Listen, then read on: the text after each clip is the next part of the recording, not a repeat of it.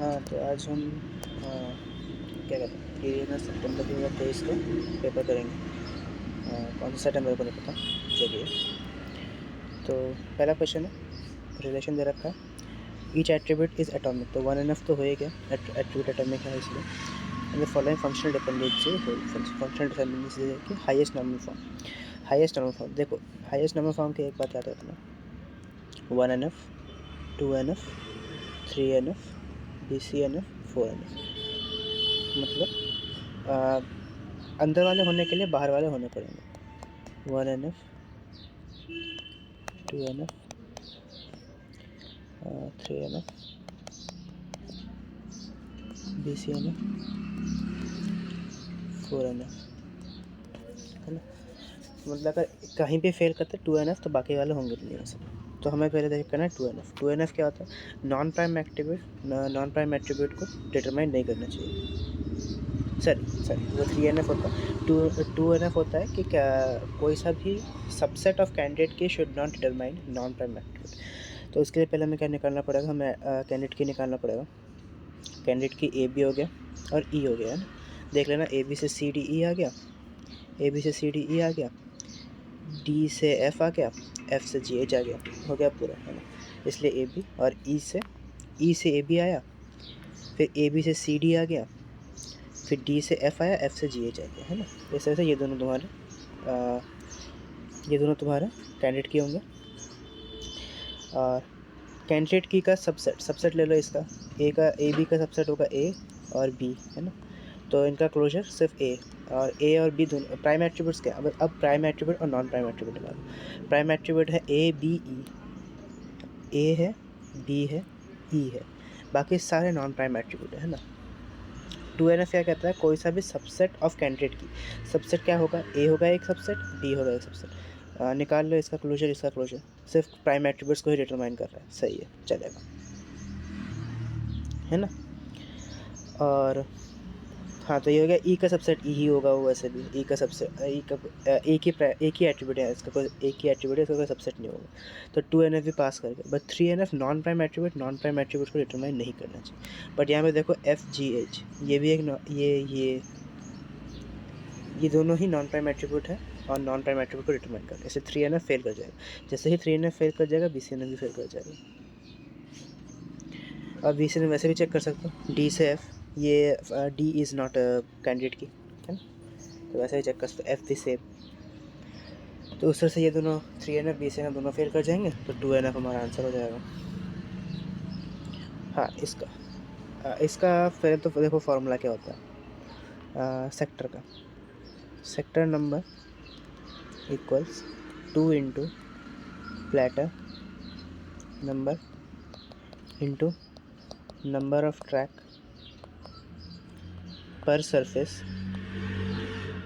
Into number of sector per track, है ना। तो निकालो, sector equals 2 into 4 into 1024 into 2048, ये आएगा 2 into 2 square into 2 raise to power कितना होगा, ये 10, 2 रेज टू पावर 11 है दिस। एक से मैं चेक कर लेता हूँ।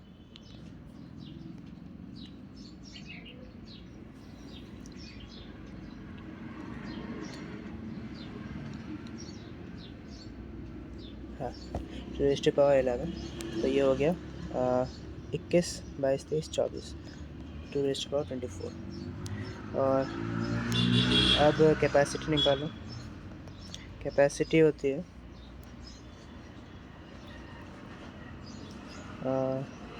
Sector number into capacity of one sector. इसको हम x मान लें क्योंकि ये हमें निकालनी। कैपेसिटी हमें 8 GB दे रखी है, GB है ना, और हमें आंसर बाइट्स में निकालना। तो गीगाबाइट्स को नॉर्मल बाइट्स में करने के लिए 2 रेज़ टू पावर 30 से मल्टीप्लाई कर दो, is equal to 2 raise to power 24 into x की वैल्यू आ जाएगी। इसको तुम 2 रेज़ टू पावर 3 लिख लो, 33 और -24 जो कि हो जाएगा 12, सॉरी 9, 33 माइनस 24 9 हो जाएगा। और 2⁻9 कर दो, 512 आ जाएगा।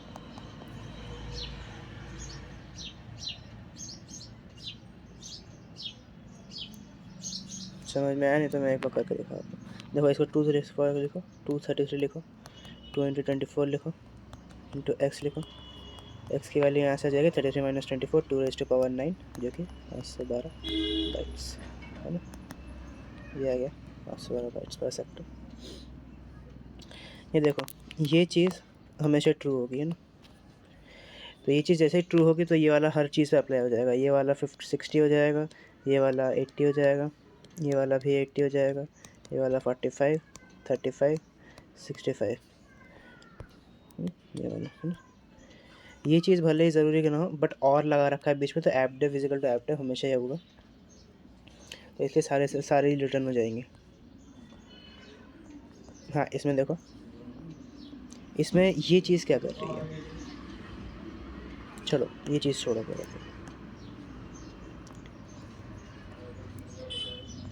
पहले देखो सिर्फ इतनी चीज़ क्या कर रही है, और इसका ध्यान रखना काउंट बताया है ना। तो क्या कर रहा है कि लाइक ये भी सेम, मतलब इसको इस पूरी इसको इसी चीज़ से कंपेयर कर रहा है, वापस इसी चीज़ से कंपेयर कर रहा है। और क्या कर रहा है, काउंट रिटर्न कर रहा है अगर B dot salary A dot salary से बड़ी है। मतलब बी डॉट सैलरी पहले हम 60 लेंगे,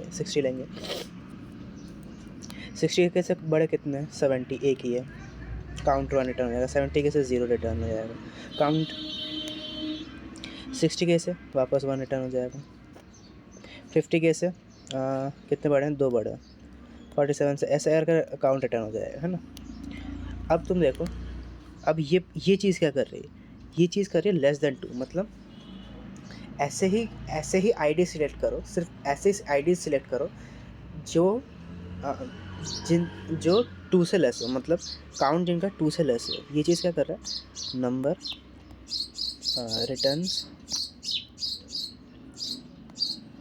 returns ID of workers having at most 1 colleague earning more than them, at least 1 colleague, है ना। तो 60 के से 1 ये रिटर्न हो जाएगा, 70 के से 0 ये रिटर्न हो जाएगा, 60 के से 1 ये तीनों रिटर्न हो जाएंगे। मतलब 1 0 1 0 1 1 1 2 1 2 1 1 5 5 1। ये 2 है, लेस देन 2 नहीं है। यहाँ पे नीचे वाले जो भी आएंगे वो भी लेस देन 2 नहीं होंगे, तो इसलिए सिर्फ ये 3 रिटर्न होंगे। इसमें क्या करना, 3NF में नहीं है। 3NF में कौन सी चीज़ नहीं है, 3NF मतलब होता है NPA ना, NPA determines non prime attribute. इसमें प्राइम एट्रीब्यूट क्या है, पार्टिसिपेंट आईडी। क्या डिटरमाइन कर रहा है, नेम डिटरमाइन कर रहा है, नेम ईमेल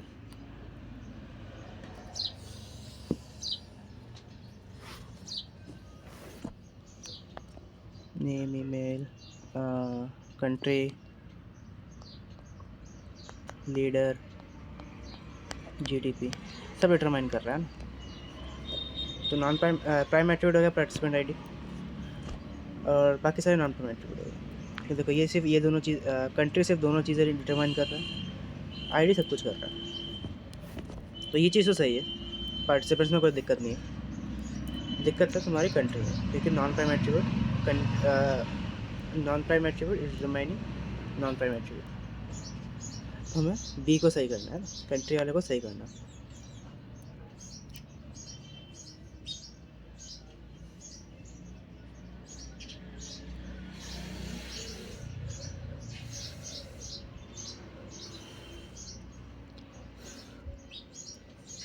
देखो इस चीज़ में फिर भी तुम्हारा split the country into 2 tables, ठीक है, हम वही करना है।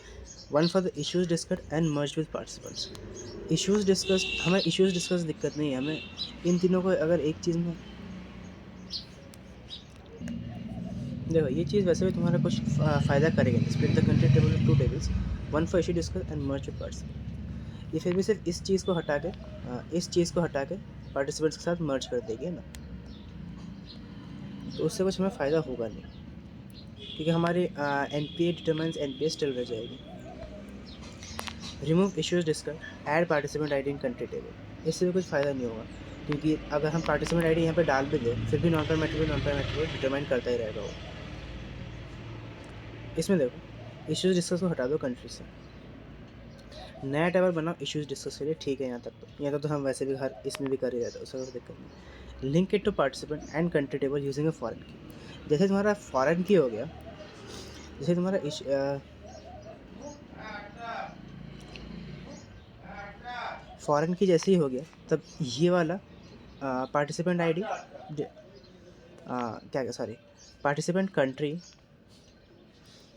पार्टिसिपेंट कंट्री इसको रेफ़र करेगा, तो वैसे ही वो भी प्राइम एट्रीब्यूट में आ जाएगा। इसमें क्या होगा, participant country references participant ID, तो still will be considered as multi valued dependency, but क्या कहते हैं, तुम्हारा 3NF फोल्ड कर जाएगा। इसे अगर किसी को बेटर एक्सप्लेनेशन पता हो तो बता देना, हाँ कमेंट्स में बता देना। और हाँ, ये वाला मेरे को नहीं आया। 4NF में डिकम्पोजिशन देख लो। देखो इतना तो आ गया कि लाइक ये यहाँ पे दिक्कत है, कुमार वाले में दिक्कत है। इस वाले में इससे दिक्कत आएगी क्योंकि जब तुम टेबल्स ज्वाइन करोगे, जब तुम दोनों टेबल्स को ज्वाइन करोगे, तुम आधी एंट्रीज वैसे भी मिस हो रही हैं। इससे भी सेम चीज़ है, इसमें डबल इक्वल है। जब भी जैसे ही तुम मतलब ज्वाइन करने जाओगे, जो शर्मा 99 और सिर्फ शर्मा 99 एक बार आएगा, मतलब सिर्फ 4 रोज़ रिटर्न होगी, इसमें से 4 रोज़ रिटर्न होगी।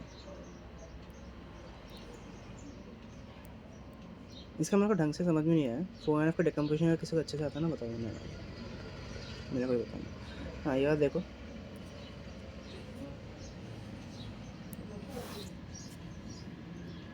इसमें देखो, तुम्हें सिंपल सा फार्मूला बता देता हूँ। देखो पहले दो वैल्यूज़ निकालो, M और N। M क्या है, एट्रीब्यूट्स इन R, और क्या है, एट्रीब्यूट्स इन कैंडिडेट की। इसमें क्या है, 1 2 3 4 5 6 7 7। कैंडिडेट की निकालो, A लेफ़्ट में कहीं नहीं है ना, तो A आएगा। B है, C कहीं नहीं है, C निकालो इसका। A से B आ गया, A C से पहले आ गया, B आ गया, C से E आ गया, C से E आ गया, B से D आ गया, D से EF आ गया, ये पहले से ही है, इसको डाल F आ गया, और F से G आ गया, तो AC 2 raise to power m-n कर दो, m-n is equal to 2 raise to power 5 32।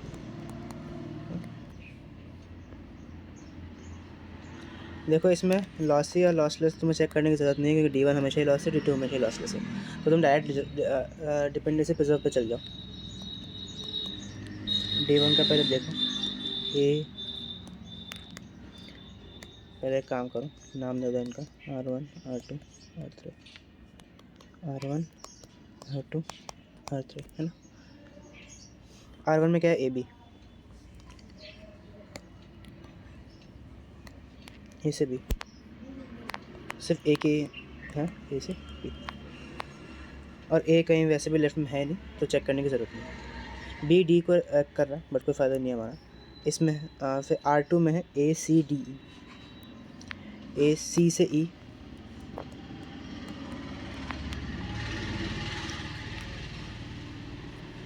A C D E, D से ई, डी से ई, है ना, यहाँ पे है डी से ई एफ, तो डी से ई डी से एफ लिख सकते हैं हम, बट सी डी ई है सिर्फ, तो उसमें फ़ायदा नहीं है मैं लिखता। सी डी और कुछ है, सी डी ई, ए सी डी ई, ए सी डी ई, ए सी डी ई, ए सी डी ई, ए सी, और कुछ नहीं है। सी से ई ले लिया, डी से ई ले लिया, हो गया। R3 में है ई एफ जी, एफ से जी, सिर्फ एक ही एफ से जी।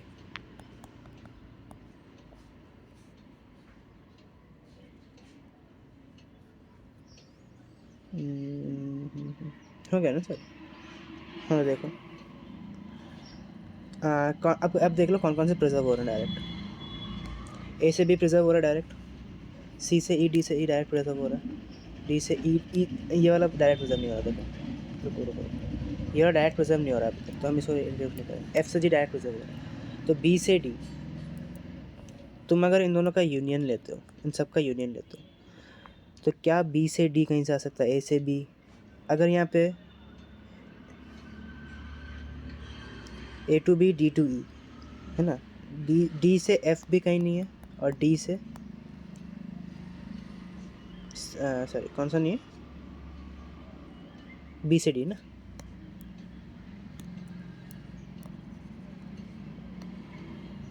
बी टू डी कहीं से भी तुम यूनियन से भी नहीं निकाल सकते, ट्रांजिटिव कुछ भी लगा लो, तुम नहीं निकाल सकते, इसलिए प्रिजर्व नहीं हो रहा, is not dependency preserve.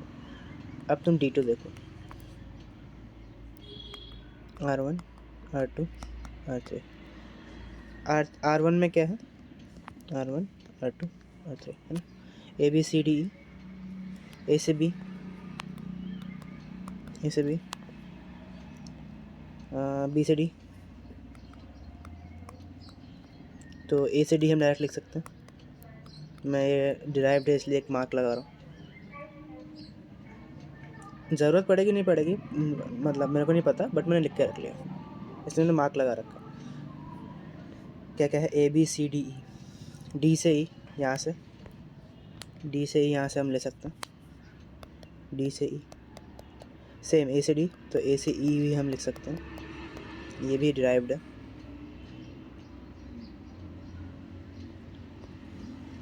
B to D हमने ले लिया,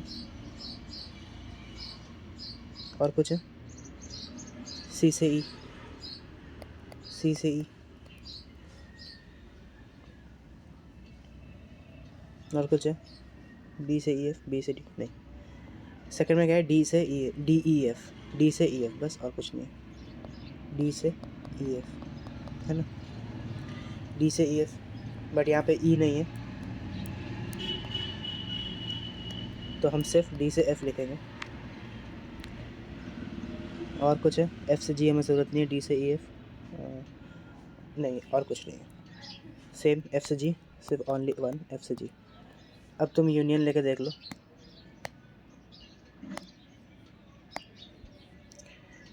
ए से बी डायरेक्ट प्रिजर्व हो रहा है,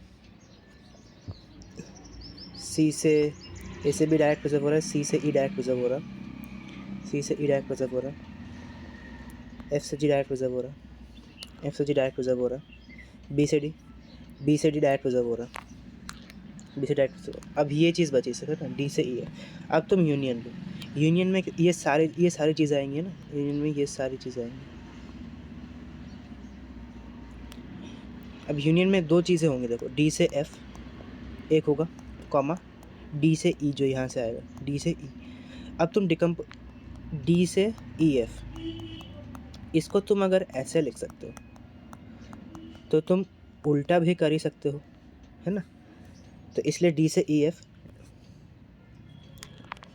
not directly preserved but indirectly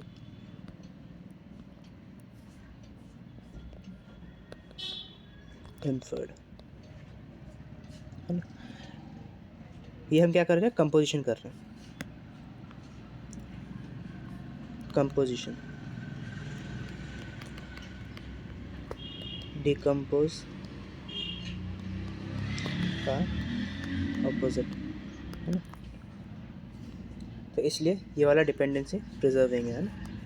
ये दोनों क्वेश्चन होगा।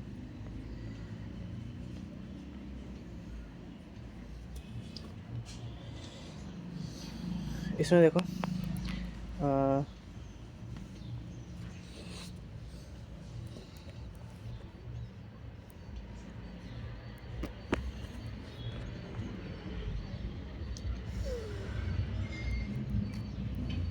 इसमें तुम्हारा देखो कैंडिडेट की तुम्हें क्या है, तुम्हें कैंडिडेट की अलग अकेले नहीं मिलेगी, एम्प्लॉय आईडी भी लेनी पड़ेगी, कॉमन प्रोजेक्ट आईडी भी लेनी पड़ेगी।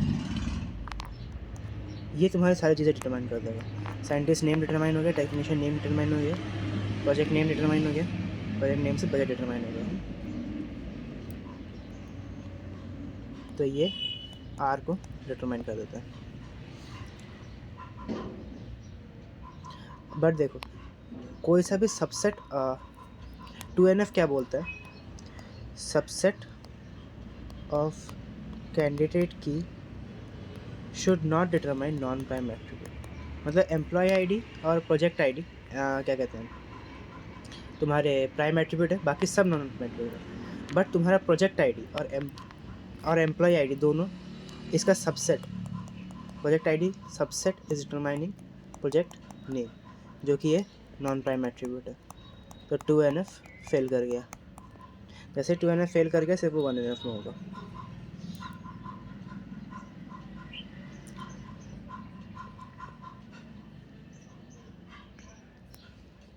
तो BCNF में BCNF में क्या होता है, LHS की होना चाहिए, है ना। सही है, सही है। Employee ID can determine scientist ने, employee ID can determine technician ने, FD में दे रखा है। प्रोजेक्ट आईडी से नेम बजट, प्रोजेक्ट आईडी से नेम आ सकता है, प्रोजेक्ट आईडी से बजट आ सकता है, प्रोजेक्ट नेम से बजट आ सकता है सारे। ये सारे डायरेक्ट FD को प्रिजर्व किया तो BCNF है ये ऑब्वियसली। यहाँ पे 2NF फेल कर जाएगा। प्रोजेक्ट आया, देखो employee ID project ID is composite की,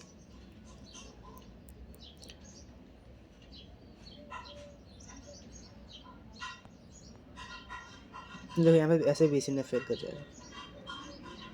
employ ID can determine scientist name, but project ID can not determine scientist name, ना ही scientist name can determine project ID, है ना। दोनों तरफ से कुछ नहीं होगा यहाँ। और नीचे वैसे भी 2NF भी फेल कर जाएगा।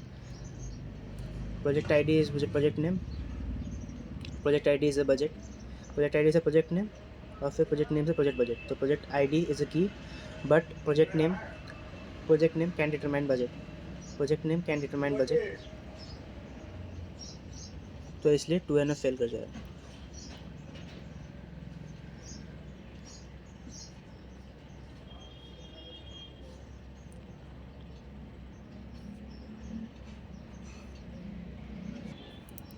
इसमें भी 2NF फेल कर जाएगा जगह same.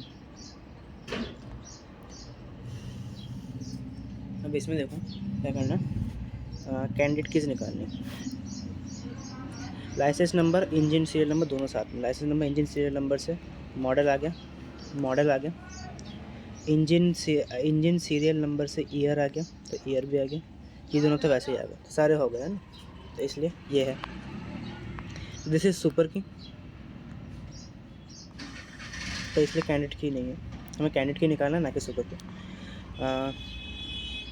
Licence number model year, license number model को ईयर से इंजन सीरियल नंबर आ गया, जैसे इंजन सीरियल नंबर आ गया तो हम लाइसेंस और इंजन सीरियल नंबर वैसे भी की है, तो इसलिए ये भी है। सिर्फ लाइसेंस नंबर कुछ भी डिटरमाइन नहीं करता।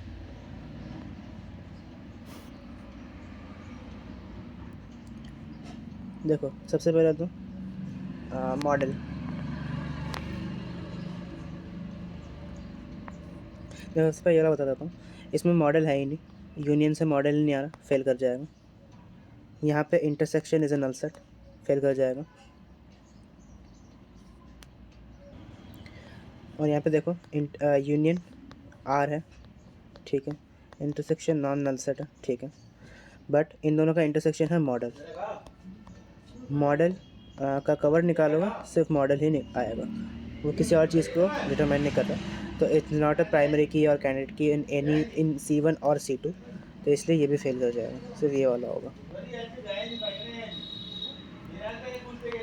ये देखो, अब ये वाला देखो, 4 6 4 1 3 2 4 1 4 2 1 2 3 4, है ना। मेरे हैंड में मत जाना प्लीज़।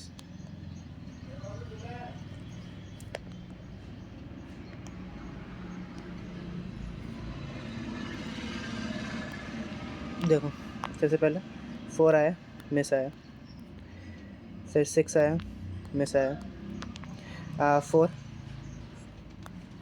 बट 4 ऑलरेडी प्रेजेंट था, वह हिट आया। 1 4 6 मिस आया क्योंकि 1 नहीं था, तो 3 1 4 6 मिस आया।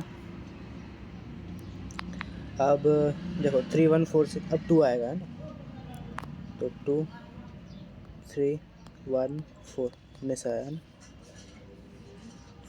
4 ऊपर से आया, 4 2 3 1, बट 4 ऑलरेडी था तो हिट आया। 1 4 2 3 वापस हिट, 4 1 2 3 वापस हिट, ऑलरेडी है। सेम 2 4 1 3 वापस हिट, ऑलरेडी प्रेजेंट था, तो 1 2 3 4 5 hit, 1 2 3 4 5 5 miss, 5 - 5 is equal to 0, है ना। तो इस तरह से तुम्हारा बफर रिफॉर्मेशन का क्वेश्चन हो गया। यह देखो, कंसिडर बाइनरी सर्च या 15 एलिमेंट्स, है ना। एम मैक्सिमम हाइट पॉसिबल है। जब मैक्सिमम हाइट होती है तब नोड्स मिनिमम होता है, और जब हाइट मिनिमम होती है तो नोड्स मैक्सिमम होता है ना। ये चीज़ ध्यान रखना। एक तो पर हाँ ये लास्ट, हाँ, तो H+1 देखो, जो मिनिमम हाइट होती है,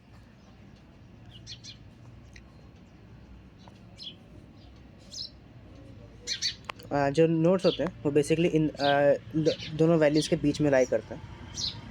अरे यार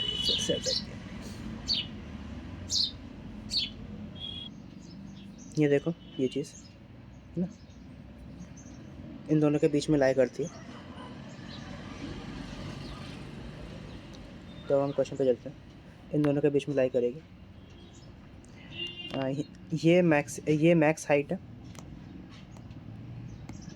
ये मैक्स हाइट मेन नोड्स है, ये वाला, ये मेन हाइट मैक्स नोड्स है, मैक्स नोड्स इक्वल कर दो, इसको m डाल दो क्योंकि ये चीज़ m है, इसको n डाल दो, n+1 सॉल्व कर लो, m - n 11 आ गया।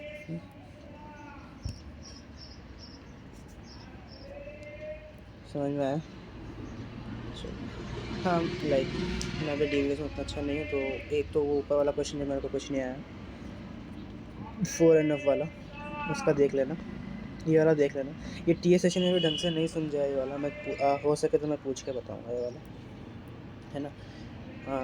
मैं ट्राई करूँगा एक और पेपर लाने का आज, but can't promise about that.